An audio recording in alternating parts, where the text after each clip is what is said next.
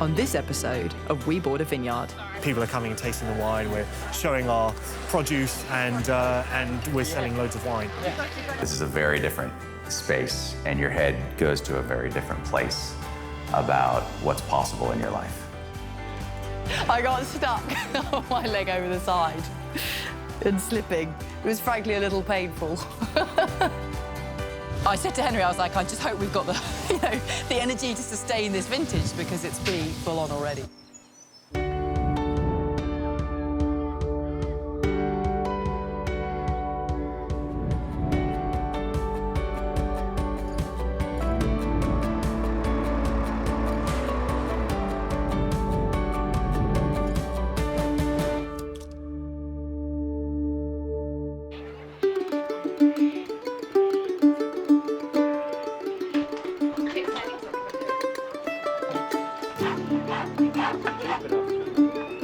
Lost trades, a lot of people query the name because, if there's somebody practicing that trade, it's not essentially lost, but it's more so lost direction, or they need to find their way.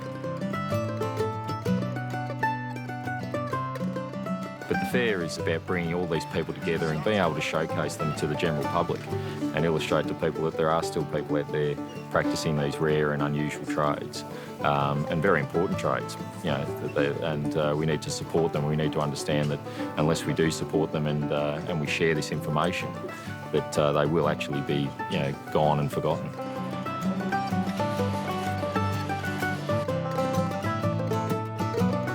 Every year, the popular Lost Trades Fair attracts close to 20,000 people to the region. And so this year, we've got together with some other wineries with a pop-up cellar door in Kyneton to take advantage of the crowds. We thought, OK, Budburst is a great idea, but what about all these people coming through from Lost Trades, and just a way for the community in Kyneton and the region to kind of see some of the region's best wineries in one spot. And so you've got some stunning wineries here today, and the idea is that, come here, all in one place, give it a go, and sales are obviously, some people don't have cellar doors and they're here today, so it's pretty cool. And then, so Henry is over at Taradell Mineral Springs, and we've divided and sort of half conquered. Why not? It's one of those weekends where we need to sell good wine to make up for those sort of rainy days. Rainy now. But the only way we can do it is through friends and community. So we've got a little army of people up working with us. So Scott's here, and Maddie and Erin are in Meat Winemaker. We've got friends back in Zigzag. So we've got 3 bases covered. Yeah, I think taking on a dream like this is incredible. I think it's so brave and it's inspiring, and I think that's a major reason why I love being part of it. Is it's so generous that they want to, let other people in on that, and it may not be as accessible to some of us to take on such a big project. So it's amazing and inspiring to see them do this and how they learn along the way. And I think it's incredible to be able to learn something like this and just jump in. This event, Taradell Wine and Food Festival, and events like this are just, they're key moments throughout the year that are really important. They're actually really good fun as well, because they're very social. And being in the winery, we're quite insular, and we don't get to nourish our friendships too much, which is one of the issues, but we get to come out and just meet people, which is lovely. But it's also really important for just getting Zigzag out there so people see us in the community. And for the bottom line, it's just absolutely critical. We're out there working our butts off, and people are coming and tasting the wine. We're showing our produce, and we're selling loads of wine. So it's just very important for us to do that, get the cash in for the weekend. It means that in the winter months and the quieter months, we're able to, cover our costs. It's a really important weekend. One of the reasons that we come to something like this is precisely as you say, is to get the brand in front of people, right? So it expands the offer, so it's a more attractive offer to the punter rather than just having Curly Flat here or just having Two Oaks or whoever it is, having 7 or 8 different wineries here. All of a sudden, there's 50 wines they can try every day. So no, it's super important to get out and about and show the wines.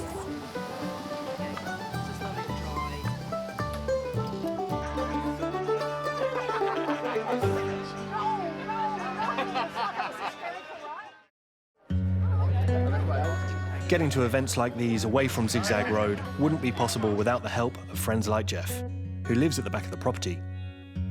While he's an independent management consultant in Melbourne, Jeff loves the country life here in the Macedon Ranges. I think it's been quite important to have the farm share community be a part of this for two reasons. The first one is just the practical, but also I think on a kind of social and emotional level as well.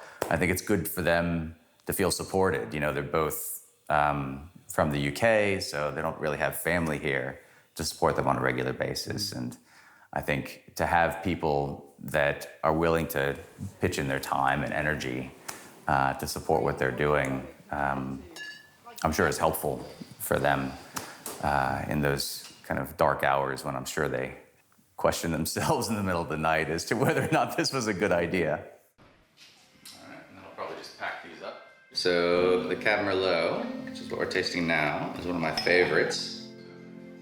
I mean, it's had a great impact on me. It's been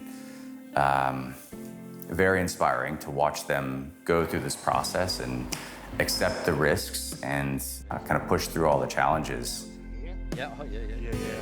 In my professional career, just over the past 6 months, you know, I've had a number of changes that have allowed me the opportunity to kind of step back and think about what I want to do. And I realized that, you know, actually what I want to do is work in my previous career a lot less and do things like this a lot more.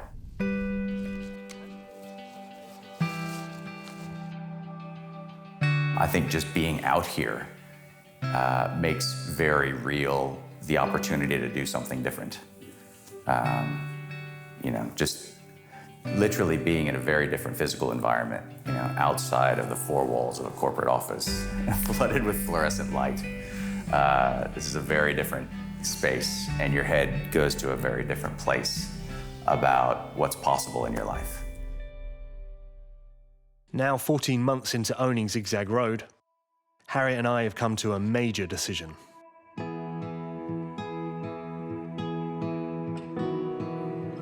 Yeah, so whilst the plan was to have Eric mentor us for 3 years, which was exactly what we needed to hear when we bought the place, after a year we've actually decided to make the big call to go it alone. So here we go. You can wrap the Shiraz any time.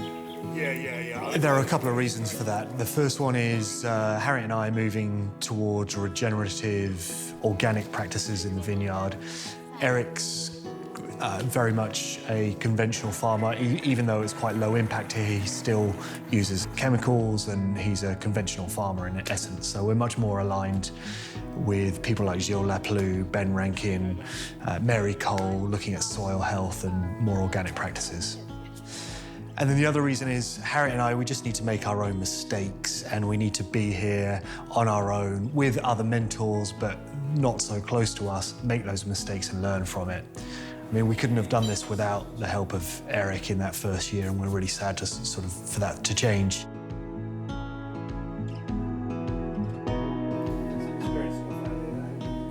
Every day that goes past, we just realise that we just owe the Bell Chambers and Alan and Deb before them just this massive debt of gratitude, that how they've stewarded this land and how they've built this business. And in particular, whilst, you know, Eric, incredible, but also Anne, his wife, and his daughter Kate, and her children, were just so supportive of us. You know, they let us move into the house before we'd actually exchanged because I was due to have Albert. Once I'd had him, they took care of me, did pharmacy runs, and their kids came over to pick blackberries. So it's just been, we really wanted to keep that connection with them in the community, and we are just so grateful to them. It's amazing. It's fermented right out to dryness.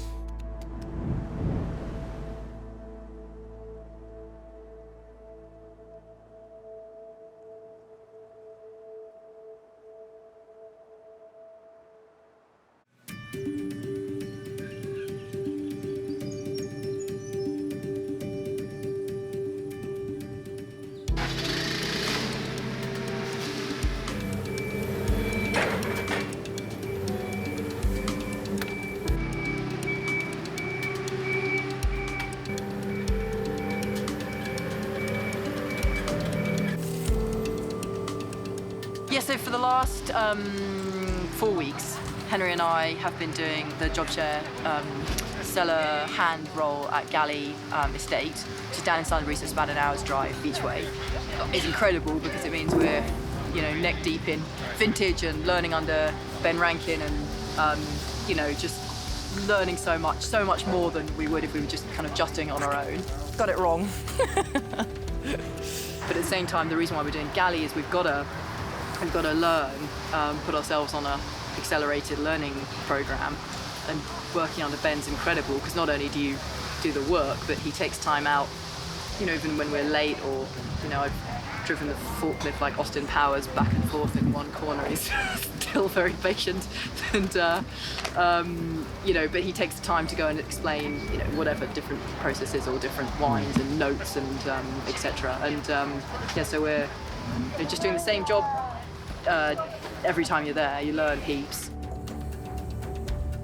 So you're just seeing here temperature, what's happening over time, temperature going up as it ferments, the sugar level turning to alcohol over time, so you just get a really good visual. So every morning you're kind of mapping what's happening day by day, and you can see any anomalies and just make sure that it's fermenting at the right pace.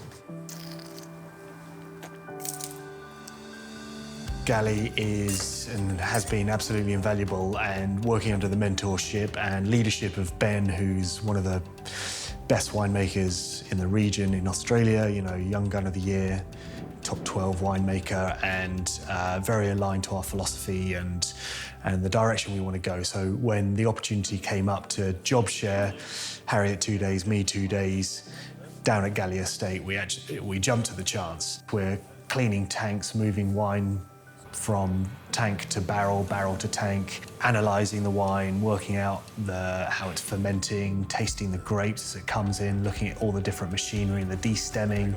It's just been a really sound foundation for Harriet and I. We've obviously been working at Zigzag, but working on a more commercial scale, 200 tonnes of grapes, all this wine has just been invaluable for us. It is, yeah, you can feel the... Henry and Harriet approached me earlier this year about wanting to make wine in some good facilities, but also, most importantly, to learn about winemaking. They hadn't had much hands-on experience, or very little. So this is, I don't know, a few tonnes of whole berry Shiraz that's fermenting. And we're just going to stick the pipe in and...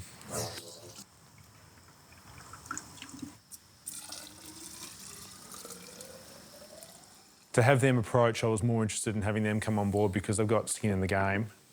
It was a steep learning curve for them. They were starting off a very low base, so that was part of my job, really, guiding them and teaching them about, just the basics of simple winemaking, not necessarily the intricacies of it, but more about all the things behind that, like, really learning about hygiene in particular. That's #1 in most wineries around the world. It's a massive learning curve for us. We're the bottom rung here and doing lots of cleaning and collecting data, and but it's just excellent for me and Harriet to be around people like Ben and Al, who are sort of real experts and have years and years of experience, and just to sort of see the processes and the depth of understanding that they have. And it's also humbling because we it shows us how far we have to go to really sort of have that type of experience, but it's a really steep learning curve and big challenge.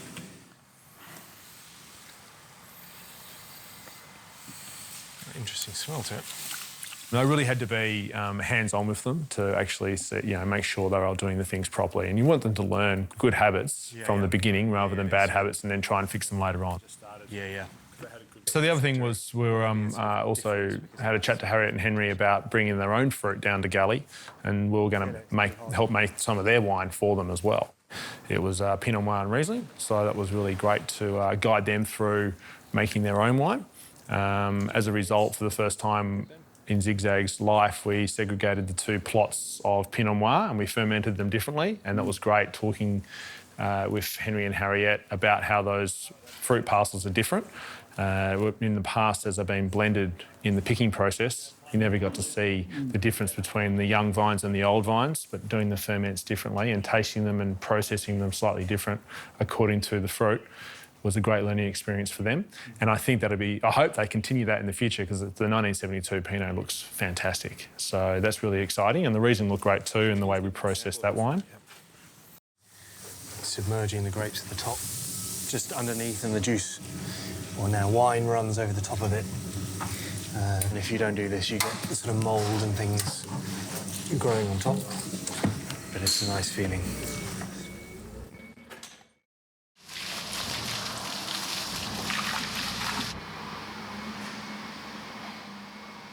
It's definitely, I feel like, the league of parents going back to work, and people talk about, you know, feelings of guilt and anxiety and is he okay, and learning to, all this stuff that's just, you know, millions of parents do it all the time. But for me, you know, every new parent, it's a big deal.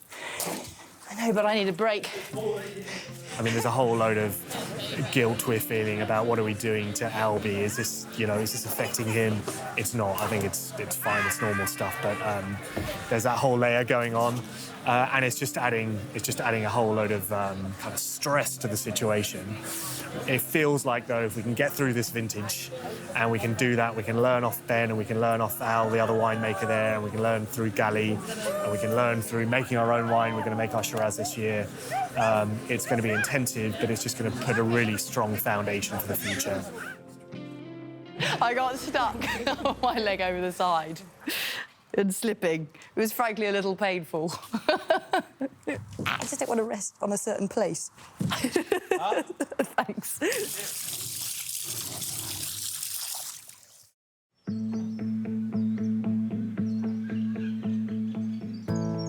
With the picking of our prize Shiraz grapes just a few days away, back at the farm, Sarah has her sewing kit out for some important work. It's been a really challenging year with the frost, rain, as well as the birds, so that's what I'm dealing with right now. And lower, or down here in the vineyard, is the frost zone, so I haven't really messed with the nets down here that much. But up above, I've been sewing the nets together to keep the birds out, because even with the nets on, the birds are still kind of getting onto the vines and hanging upside down, eating the grapes. So there's still a lot of damage from the birds. So I'm just trying to create these super nets to take care of that issue.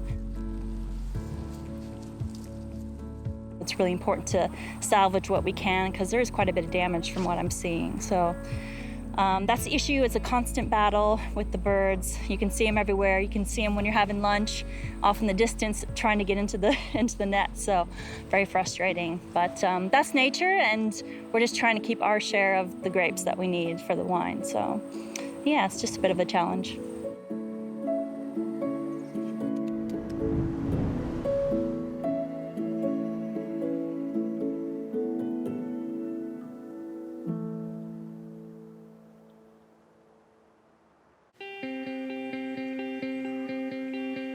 With the Pinot already picked and down at Galli, today we're picking the Shiraz and the Cabernet unaffected by the frost. And as usual, the incredible community of friends have stepped up to help us out. Left-handed glove. Left-handed glove, worn by me, so it's nice and warm for you. Thank you. Keep warming that up. So, one of the principles of this is just to stick in clusters. So we're all going to cluster together on one or two rows, so it makes it easy to put into the bucket and then it goes into the bin. These are all 1972 vines. Okay. Pretty special. Buckets. And are we picking everything? We have to sort of see if they're good or not? Yeah, so these are special grapes. It's generally all pretty good. Yeah. Down there it was a bit stressed when we dropped a bit of fruit, but if you see anything that's like shriveled, But like, that's all these good. are all fine. These are all good, yeah. Great. Anything that looks really unhealthy and terrible, just feel free to drop it. We just want to get the best fruit. Yeah. Perfect. It's been an interesting time because we're now in what, sort of early mid-April, and Henry and I started working at Galli at the beginning of February, and you know, so we won't be finished until, I guess, end of May. I said to Henry, I was like, I just hope we've got the, the energy to sustain this vintage because it's pretty full on already. So. Yeah, so it's quite interesting because you ask friends to come in, obviously, and it's a beautiful day and we want it to be fun. But Henry and I are balancing the challenge that we really need to get those grapes off. We've been working on this all year. You don't get a paycheck throughout the year. That's definitely a shift from the corporate life. It's only when it's in the bottle that you get that return. So every time we get a picking bin into the winery full of grapes, we're just like, oh, it's like one less picking bin to the kangaroo that's resident here, the crows, the wasps, etc. But our friends probably don't pick up on that stress, and that's part of the balance for us. Is we want this to be a fun, awesome day, put on food, but also keep up that pace, get the grapes off in time. It's such a privilege to do the actual picking it off the vine because you've nurtured it throughout that year. You've done the pruning, you've done the tying down of the canes, you've thinned, you've done all the steps throughout along the way, and here is this fruit. And again at Galli, getting Ben's insight, we've got this beautiful 1972 Pinot grapes, really small because they're unirrigated, really full of flavour. And he's just like, these are beautiful grapes. It's an amazing story to tell. This is such a stunning vineyard. The previous people have, Eric and before, Alan and Deb and Roger originally have stewarded it incredibly. And so it's meant that we've got a stunning vineyard to work with.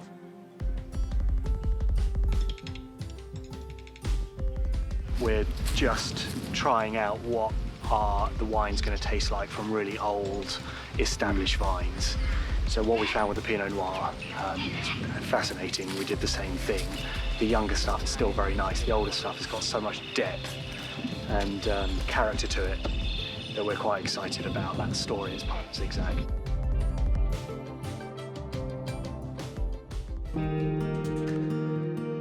Originally, the bar looked this way, so the unfortunate view that customers got was only me. We'd much rather give them the view of the vineyard. So we got some friends to make this bar out of Shiraz barrels. We changed the doors. And then, we're like, we love our wines. Let's celebrate the glasses and the wines as kind of part of the piece. Customers really love it now, and it's a really positive experience, and people come in and it just looks good. It looks kind of Instagram worthy in that respect. People think, oh yeah, that looks like a cool cellar door to visit. It actually is something that we've actually done tangibly. There's so much that we just want to do and we feel like we don't move on and we don't make any achievements. So yeah, we're really stoked how we've done it. So you don't want to take the press out? Next time on We Bought a Vineyard. Yeah, this is the first time we've done this. There's quite a lot that can go wrong, so we're a little bit anxious at the moment. It's a bit of a panic, and we're calling in a few favours here. Picking as fast as we can. I'm pretty new at the forklift. So I saw working here as being a really good opportunity to learn some more about what they're doing here, and it's a nice way to sort of learn from their mistakes. We thought we were going to run out of Pinot Grigio. Rob answered our call, so he's really saved our bacon.